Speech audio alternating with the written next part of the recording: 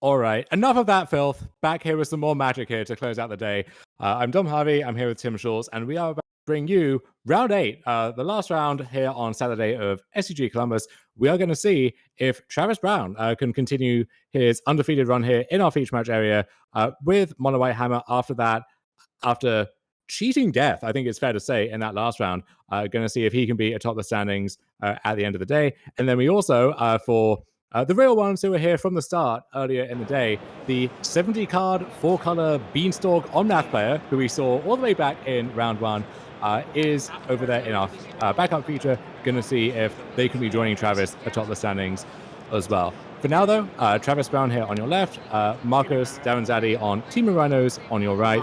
One of the more common matchups in Modern over the course of the past few years. Going to decide which of these players is going to be our undefeated, or I guess in Marcus's case, just 7-1 heading into day 2. Looks like Travis does get the pair down, but Anurag said that he has to multi 4 in at least 2 of the 3 games in order to, give us the content we needed. The Zendikar land. Yeah, Travis not exactly a paid actor, but open to suggestion to give the people out yearn for. So we'll see if Travis can finally keep 7. Well, no, not just yet. Down to 6, although, okay. That's more than he's kept the past few times we've seen him. So that's a start.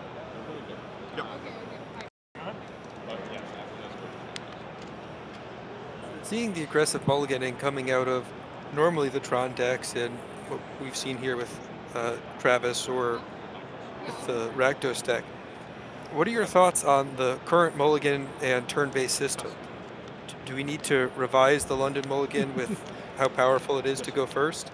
You're asking some very fundamental questions here about just the entire game engine of Magic. I don't know. I mean, there was obviously a lot of controversy when the London mulligan came in, a lot of fears that this would lead to the death of constructed Magic as we know it, and you can question the impact it's had across various formats. I think it, 4 years in, I do like that it is in place, and Modern is one of the formats that I think is affected the most by it, especially for decks like Hammer. So Travis is going to follow up that turn 1 Hammer with another copy on turn 2 and an Urza Saga. Meanwhile, Marcus is going to use the basic island to cycle Lorien Revealed, find another island of some kind.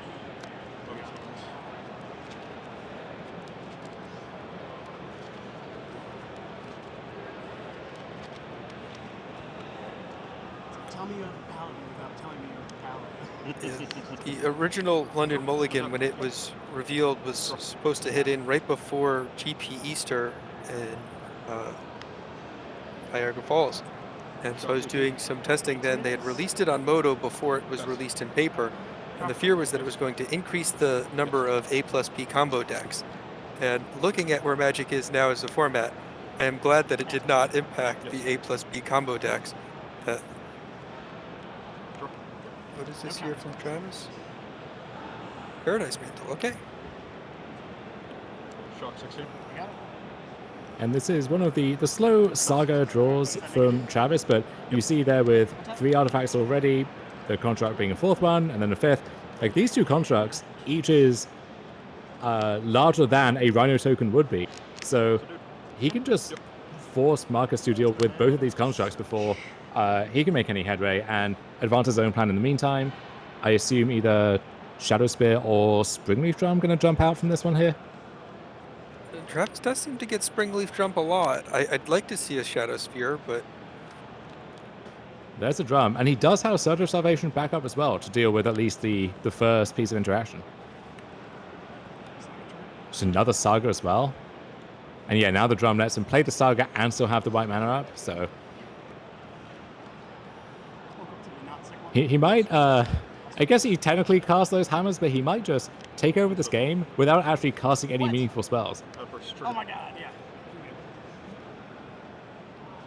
Looks like a can of Rhinos here from Marcus. Is that the collective noun? I'm not sure. It's been referred to as can of Rhinos enough that I thought it was okay. Anybody in chat know what a cache of Rhinos? A crash, not a cache.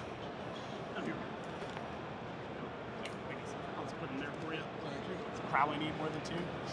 I mean, I have two normal ones myself, but the rest of mine are Pokemon cards. I'm with so. you. I'm with you. I'm not sorry. I made a conscious decision. Chat having mixed beliefs over the appeal of Travis's whiteboarded planes over here on the left, and whiteboarded Urza Sagas too. Jeez. That is trouble. Now, what I want to know is, how come we've whiteboarded the Sagas and we haven't whiteboarded everything else in the deck? It feels like that is the next logical step here.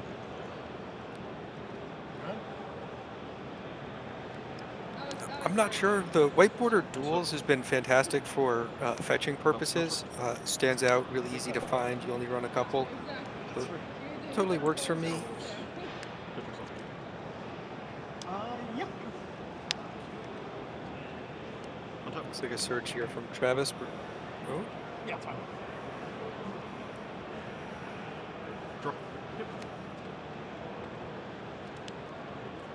and force pitching Solitude on the search. Okay. So maybe it's a mana-based consideration?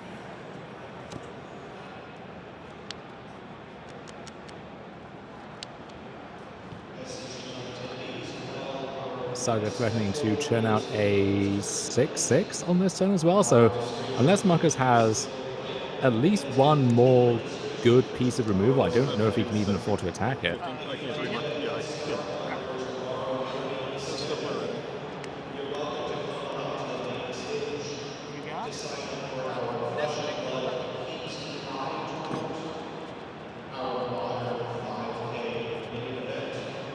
With Crash being the decisive factor for what Rhinos is, and the card being named Crashing Footfalls, I really feel a little bit more foolish. Yeah, they were trying to give us all the clues here. You know, they put the pieces right in front of us. Thought I fixed them, and no, turned them upside down. Guess what was? Yeah, it's awesome. I always admire someone who can flip through the cards for Cascade quickly without accidentally, you know, revealing one card too many. It's a skill, you know. We've moved past the days of Chaos Orb flips and everything like that, but it's nice to have people who have their dexterity down. Certainly is. Here's another token, and another token. Yeah.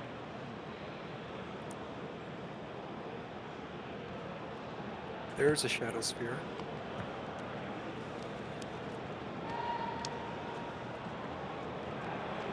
I need something to start pumping those constructs, though.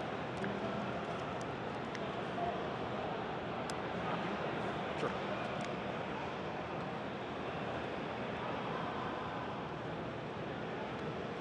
I say that. They're 9/9s. That's probably good enough. And only getting bigger. Shadow Spear. Sure. Got it. Yep. So 1, 2, 3, 4, 5, 6, 7, 8, 9, 10. It's like it. Try to trade 2 Rhinos. Now with 3 constructs against 4 rhinos, you can, I guess, try to maybe bounce one and then double block another one and then double block the third one and actually grind through all of this, but then you're just kind of out of stuff. And if Travis has any meaningful follow-up, it's going to be very hard to actually seal the deal from there.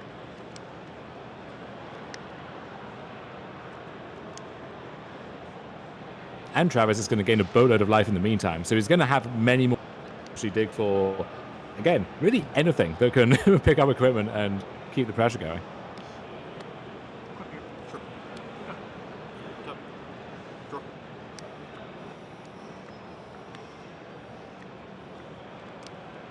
Travis doing a good job making sure Paradise Mantle stays live.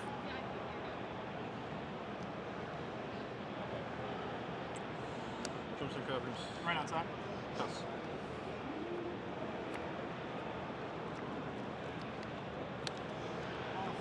Yes. Quick here. Yes.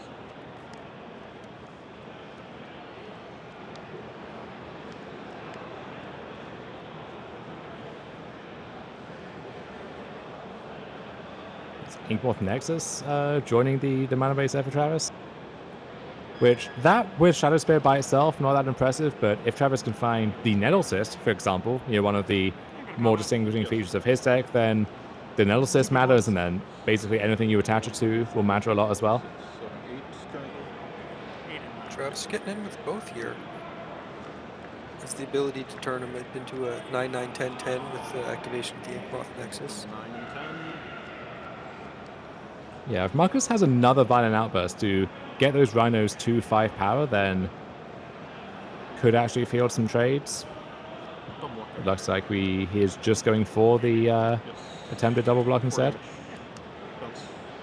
Yeah, that's about right. Okay, dead gone bouncing the other contract. That's a big play. And yeah, now the other contract gets traded with, and so Marcus has actually dealt with everything. He doesn't have much left, but we are back at parity There are almost. hookers in here, I promise. Pass. And actually, one of the better draws for Marcus here would be something like Lorien Revealed, right? Just to draw more cards and try and dig for the next follow-up. Quite mansions in Lorien Reveal would be good. Marcus only 2 hat crashes left. Worth noting as well, we're not that far away from getting 2 8-man manually sued up with that Colossus Hammer. We've got 5 lands down there, the Springleaf Drum, the Paradise Mantle's equipped, so yeah, 1 more mana source actually is a relevant draw as well. Now that's a bingo square. Questing Beast. Sure. Combat. He's Questing Beast, okay. 26. Worth noting the interaction with that and Protection from Give Runes in case that ever comes. Cards, 1. 1 card. Marion's call. Indeed. 4 Angels. Okay. Double Angels. Hardcast and Barriers cool. That counts as well. Not happy about it, but 4 Angels. Now one of those can pick up the Shadow Spear. It's all coming together. And stuff off edge. 14. I got it. A couple of damage can't be prevented cards from Eldraine and Questing Beast and Bone Crusher probably playing a less than impactful role in the ring than I imagine, What's that? but still a lot of fun 26, to Yes. build and dream of. Can I read on Miri's call real Yeah, quick? yeah. Thank you. I flipped it out for that Yeah. reason. On the intro game. Okay. They can die. The rest Correct, cannot. yeah. Yeah, my collective 2 other power. Untap. Draw.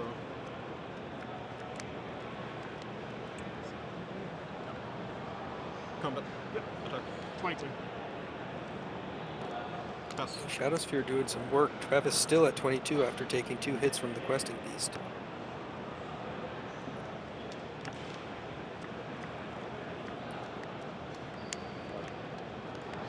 About to gain at least 4 back, I imagine. Unless he has some other play lined up. Yes. Okay, so there's Urza Saga, and now here is equipped Colossus Hammer to an Angel, which loses flying, but that we'll take that trade. It's okay. So now we come up with the issue of Questing Beast and Death Touch on defense versus Give of Runes, which cannot actually. I guess you could give the protection in advance so Questing Beast can't block. But I think Travis can just sit back on this. Next turn, equip the Shadow Spear and just actually Take 4. get the lethal attack in. Pass. And I'm pretty sure I have this card memorized. Damage to a planeswalker. Yeah, Travis Alright, reading it totally as fine. well. Drop it. Questing Beast is only combat damage from creatures, not all damage like Bone Crusher or That's good here.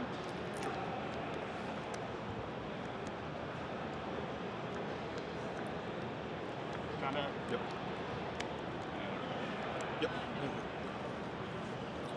and there it is. With the Shadow Sphere, Marcus sweeps it up.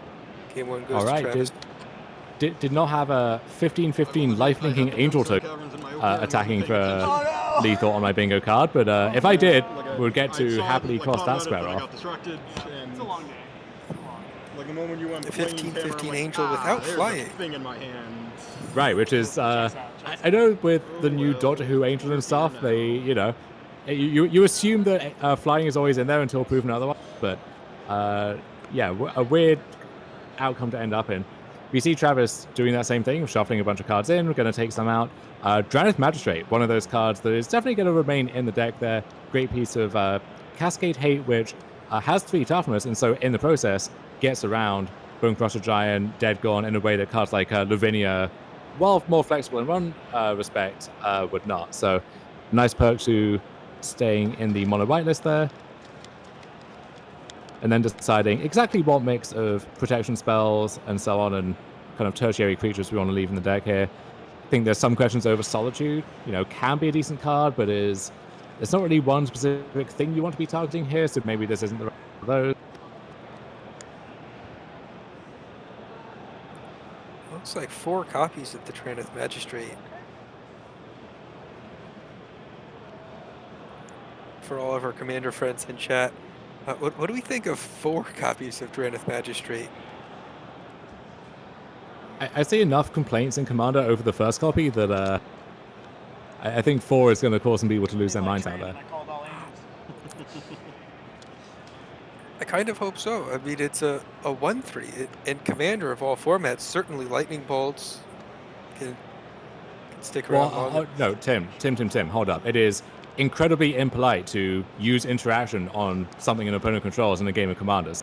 You know, if they play that thing, that's rude of them, but it would be rude of you in turn to try and remove it. So you got to navigate that social contract with a little bit of care. Apologies, I didn't know. I thought that people just didn't like mass land destruction, and that's why they didn't play with me. I didn't know that it would. There's a lot of things they don't like. No counters, no LD. OUAI. You got to be specific, but You're good. You're good. I had to learn when I was like letting my hair grow out during COVID, and then my girlfriend at the time was like, "You should just keep it." And I was like, "All right." Quick hair shampoo and conditioner tips on live mics right now, in case anybody is curious. Anu in chat linking apparently Use a lot the of bad hair products because most of my life it's like been very brand of conditioner Yeah, that that's Travis like- uses. And it was the same thing for me. Hashtag sponsored. How you say it? we got to get that OI branding down there. We can like minimize Mason a little bit and fit that logo in. We got some real estate to play with.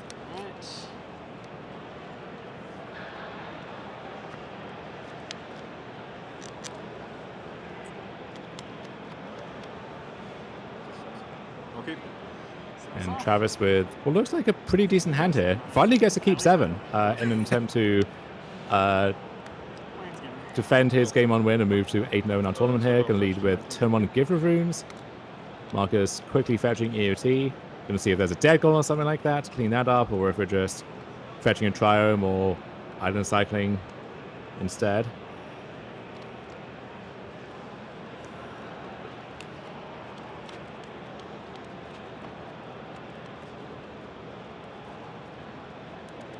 So with the utility lands that Travis has access to, the Inkmoth Nexus and the Urza Saga, if you're Marcus, do you bring in Blood Moons for this, or is that too slow?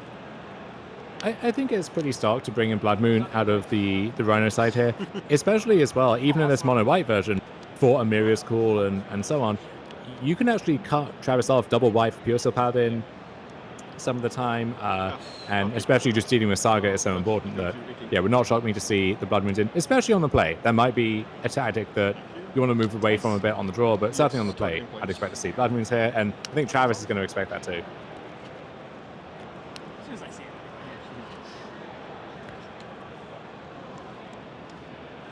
He's been tapped. I knew what had come. Basic Force makes me more inclined to agree with you. Yes. Not that I disagree, but Yes.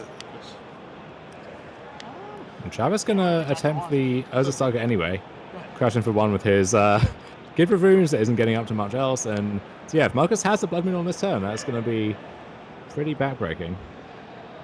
be tough for Travis with the second one in hand. 3-mana spell.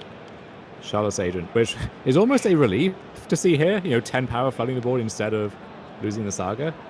It's a lot of interaction. Yeah. I mean, could be worse. I can go again where it was the very last card in my deck for my very last copy. Awesome. So I had to just pretty much flip the entire deck. See the Mutavault Yeah, there to enable those Flame of Venors. Makes of the Moon and Blood Moon. Okay, okay. There we go. Confirmation. There we go. Take a look. And at long last, a Crashing Footfalls.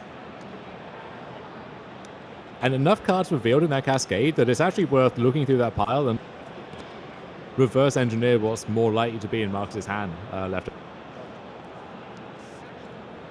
It's in his hand, and it looks like the likelihood of him drawing into another copy of Crashing Footfalls as opposed to being able to cascade into it is pretty high here. It's like less than 10, 15 cards 4 cards? remaining. So 5 cards. context of the game.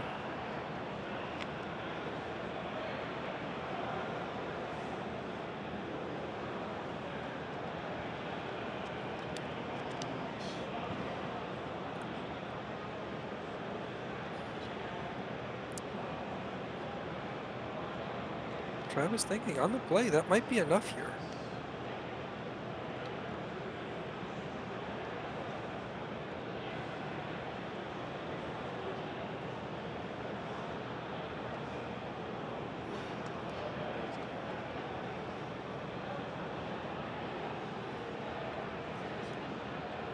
Now, Travis running his hand through those luscious locks, trying to decide how to keep up here without just dying over the next few turns. First move is Inkmoth Nexus. See Sagadaze, Pure Steel Paladin, it looks like. Nettlesis in hand as well.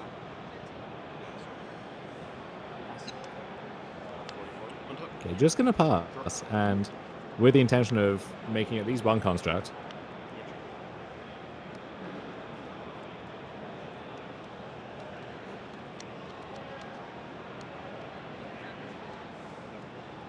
And it seems like the entire crash is in Marcus's hand. 2 more copies. Even if suspended this turn, they're not going to come down for quite a while. So, effectively, a mulligan to 5 or 6 here.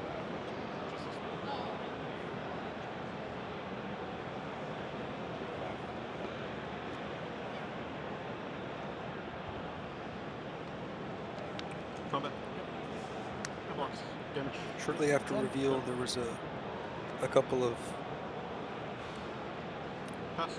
Dom, I'm going to start remembering cards before I start telling stories. Good mid. I don't believe that for a second, but I have faith. So, this would be the turn to make it happen. If Travis can, let's say, play the mana, get a hammer here, play Pure Steel Paladin, and equip and get to defend it. You can see the pieces come together maybe, but it's got to be this turn, I think.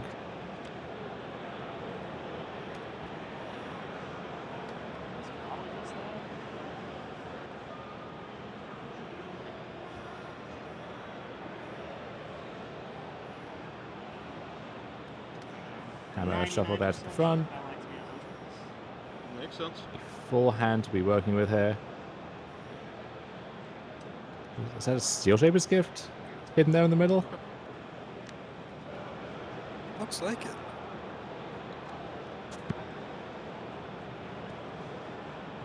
So what have you got, Travis? What's the plan?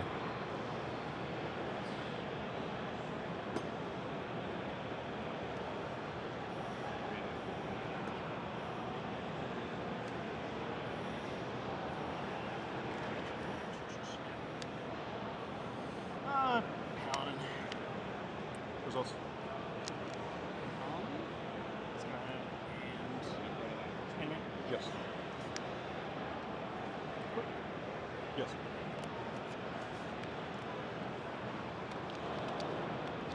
Combat. Yep. Upper.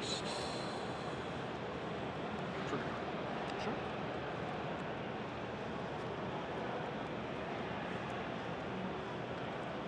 Yes, full force. So after all of this, we can get a Nexus on a hammer. And yeah, there we go. Able to force that through. Marcus went for Violent Outburst, but the Giver of Runes just face up, offer that form of protection. And Travis, you see that smile. Congrats on day 2. I mean, he's often smiling even when things aren't going so well, but things are going very well for him today. 8-0 after day 1 here at SCG Columbus. Going to be seeing a lot more of him and those those beautiful long hairs tomorrow, I imagine.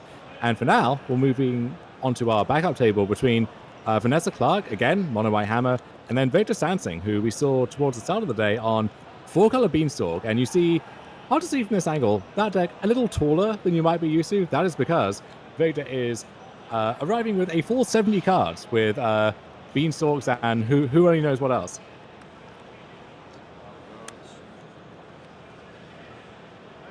Fair amount of the pitch elementals, a couple of run insects. This is a lot like the 4-color Omnath piles we're used to seeing, with a splash of the new card from Wilds of Eldraine up the Beanstalk.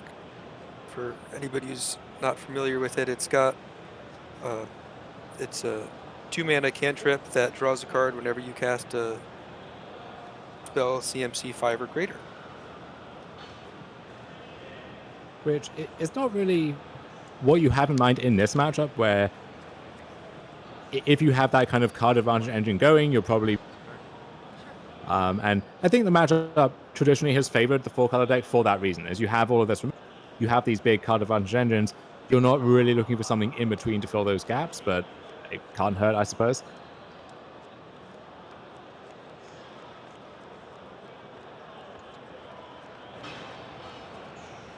And Vanessa Clark on the right, up a game with Mono White Hammer, but facing down. Pretty good start from Victor here. Turn 1 Halfling into turn 2 to Fairy Time Raveler. And could punch back with, Sigala's Age into Hammer, something. So Vortex Mystic would be a nice follow-up here, but already on the back foot a little.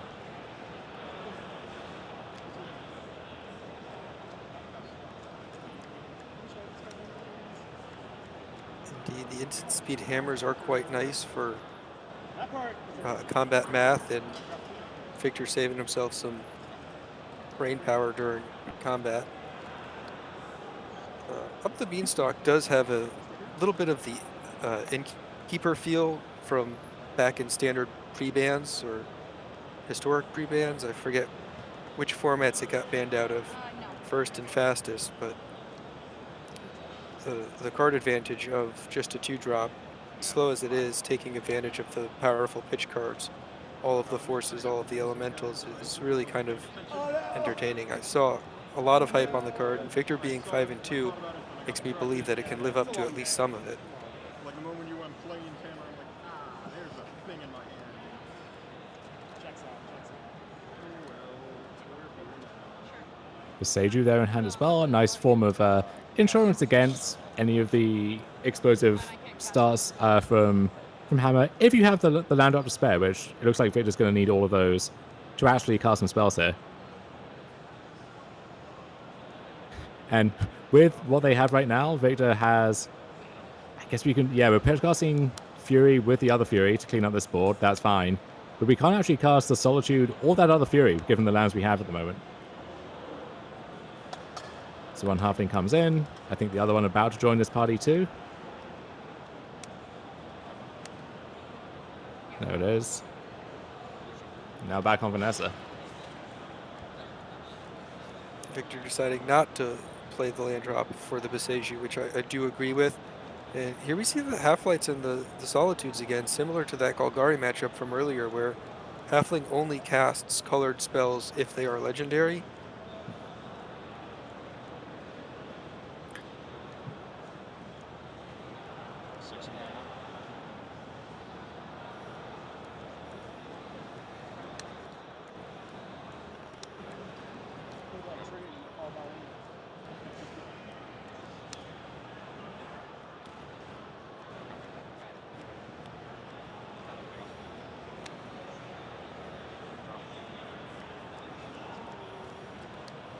Here, 1 drops from Vanessa. This is 4 mana for... Okay, that's a legendary opponent we can cast without any particular mana requirement. So a card back for Vanessa, keeping up on that axis for now, but that One Ring is going to snowball out of control very quickly here.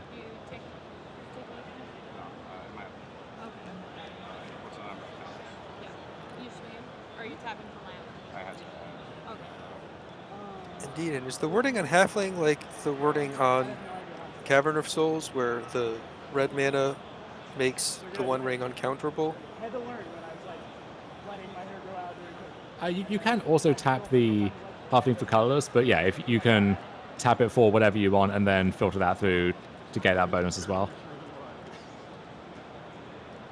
It's definitely the best hair product I've ever used in my life. I use a lot of bad hair products because most of my life it's like been very short.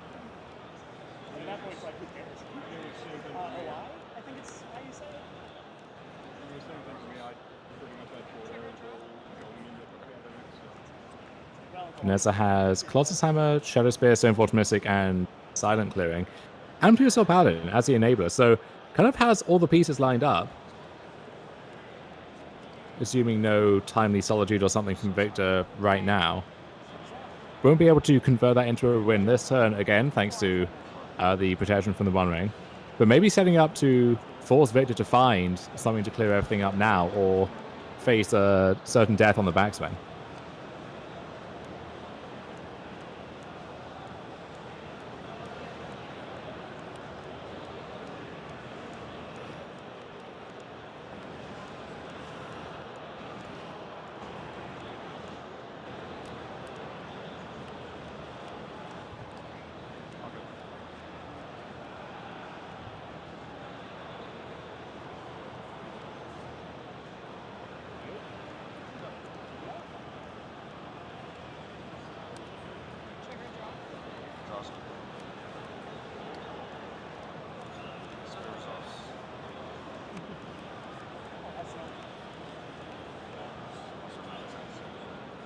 No, it's not attached, but I am able to. Yeah.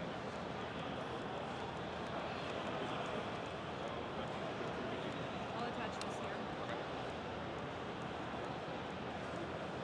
Trigger draw.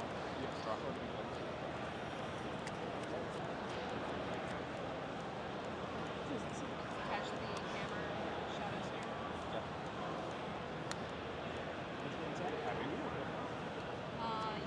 Or what's the yours? I should probably do it here.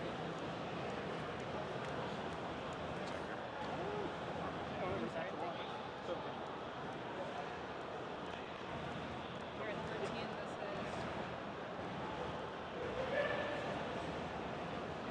this is. I still gain 1.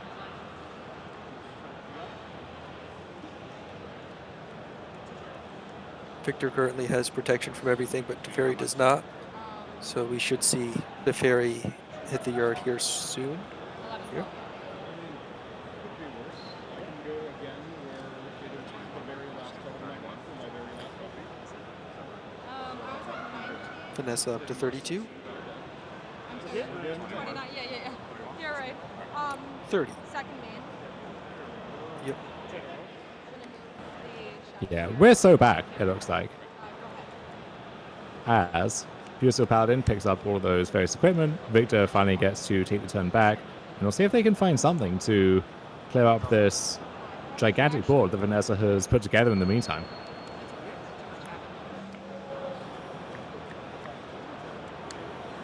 With a known Solitude in hand, I'd imagine that they've got something. I'm curious to know what those lands are. It looks like another one of the Alt Art Triomes, and I'm still not great on those. That looks like a, I'm going to say Zagoth Triumph to me. The Sultai one, or Bug, if you're of a certain generation.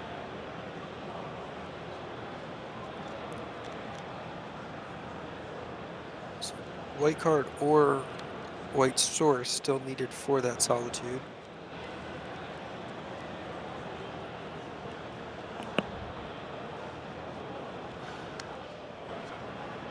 Okay, so Hallowed Fountain played first. So this may be Hardcast Solitude on the docket here? Or something else entirely. Yeah, there we go. Yeah. So that's going to take out, I have to think, Pure Soul Paladin. I would agree. Put Vanessa up to, let's see, 44? Something like that?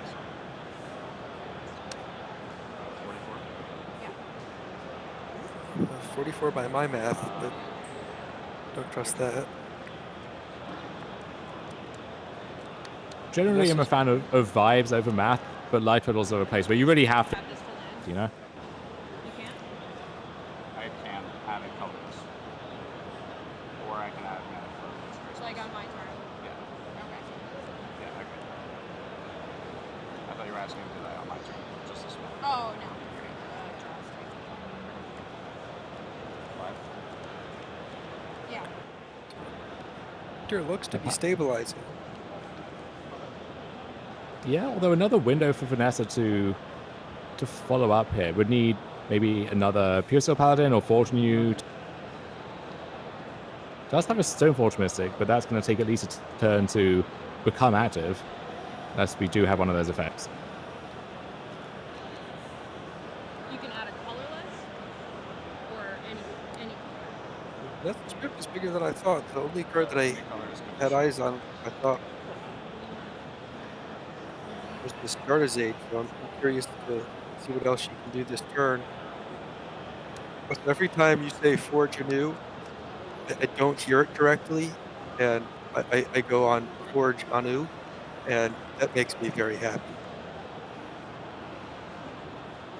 Anu is forging something here. He's cooking.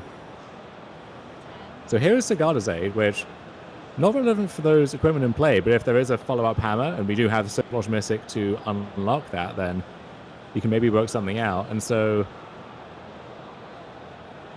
let's see. We can make a massive Sentinel, but the Giver can only protect from one color, and then Halfling and Solitude offers a spread of blockers there. Yeah. And we want to thank Doomrake for this gigantic raid, fresh off a challenge with 850 people joining the 900 or so that we had in the stream. Thank you, Devin, and welcome to all of you coming in here.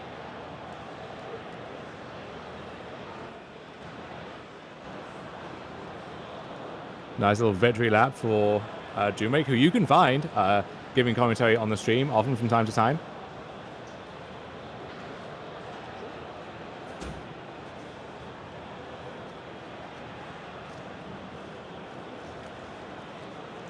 Give me a sex.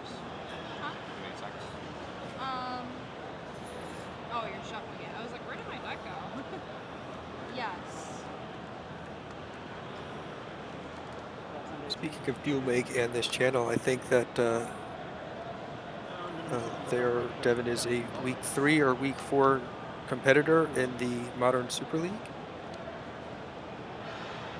He sure is. So you can find him and the sponsor who you see down there, Mason Clark, and 14 other Modern Maestros duking it out week by week over the course of the next few months or so, right here on Underdog's Twitch channel. So make sure you're subscribed to stay in touch with all of that. For now, though, we got a messy match of Modern in progress here, This will make it so that it's not dealt damage. as Vanessa tries to seal the deal, move to 6 and 2, but facing down, Okay, gotcha.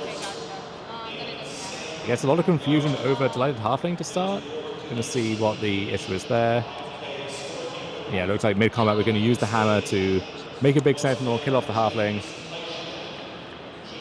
But the Halfling has done its job. You know, it's taken one for the team, and now has given Victor maybe some breathing room to untap with the ring and find a few more solutions to clean up this board here. Bad cards out, good cards in. Yeah. Pretty easy. What do you draw 3 cards? Good damage coming in from the ring, drawbacks as intended. The 70 card deck, the possibilities of finding the second ring might be harder. It's not, as we can see Victor has one in hand. But it's like, how cool to stick that now and then. I mean, you get ice off it on the draw. Iced off it, or if you just like bounce it, cards it's again? like I can't protect it. So it's like really My bad. earlier hand around, I carried it, and that's what I'm. Yep, exactly. Yeah, that's like that is. Especially like living end, you need them all because it's like very hard to beat that. Rhinos, we can just beat Rhinos. Yeah, It's right. You can just tussle with them on the battlefield. Pretty reasonable. Yeah. So Misty Reinforcement Sacrifice. No Omnath first, which has to come as a blessing for Vanessa. And find a beautiful beta basic forest there.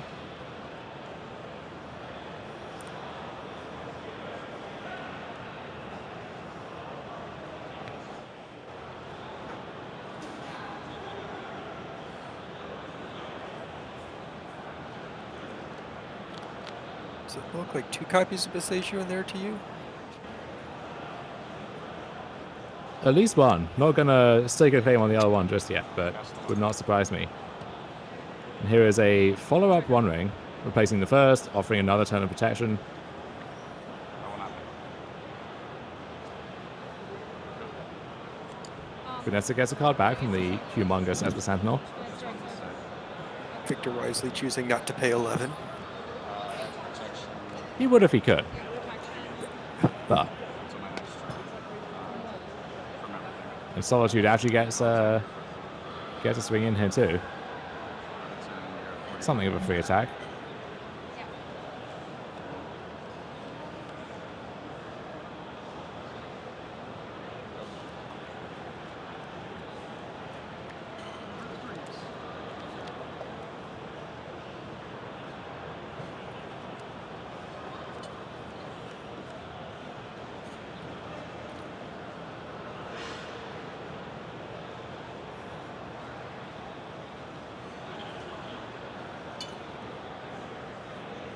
Vanessa playing around another Solitude or removal spell, choosing not to protect the Stoneforge Mystic there.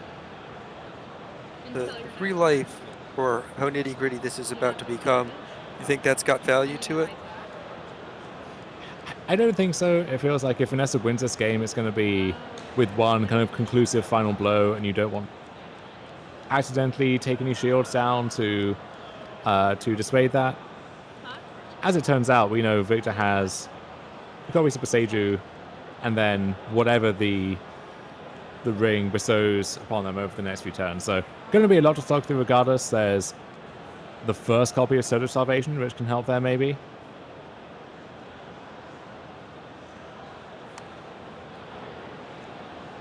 Cauldron coming down off Stoneforge Mystic. Okay. Being equipped onto the Sentinel via Sigala's Aid. And it looks like Vanessa can now pass with Sword of Salvation up. Shadow Spear moving over too. So yeah, she has the game-winning feature right there. no blocks. No block from Victor. Still gain All right. No.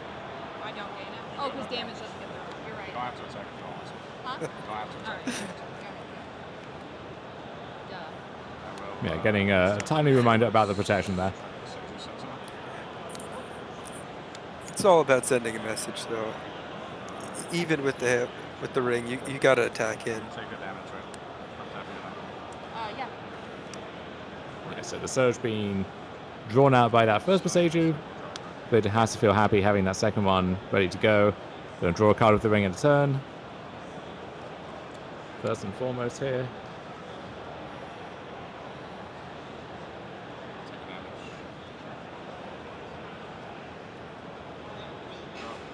We'd love to find something like a Leyline Binding or another Solitude. Add another layer of defense to all of this. Or an Omnath just to kind of pay for itself and keep the resources flowing.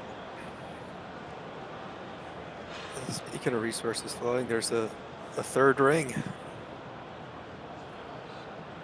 And that might be the line too, honestly. You know, this turn could be play Fable, play Ring. Just kind of wind it up back in the same spot, but with even more stuff going on.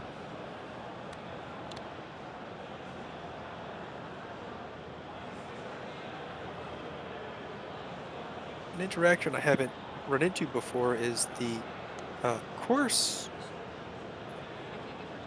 can give protection from colorless. And it looks like we're going to see that here. That's a new one for me, Dom. Have you run into that before? Yeah, this is one of the main differences between Giver of Runes and Mother of Runes. So during that brief period of time where Renaissance was legal in Legacy, and that was enough to force that switch to Giver of Runes, that was something that could actually come up with you giving your Marit Lage protection from Caracas or something.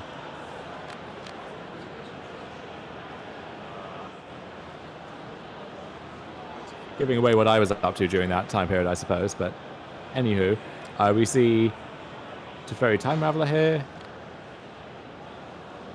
Again, not going to pay, what was that, 17 now?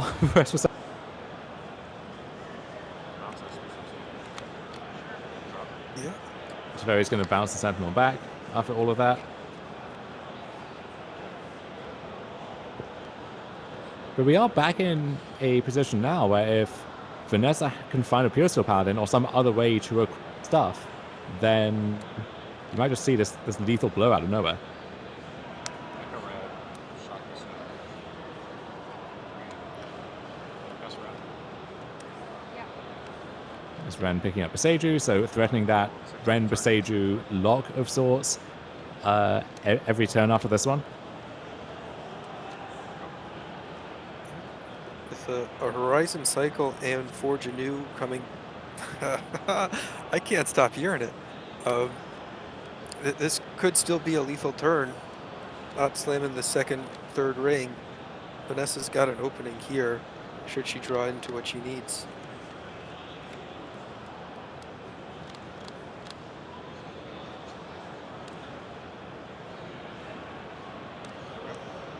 And it all starts with the cycle.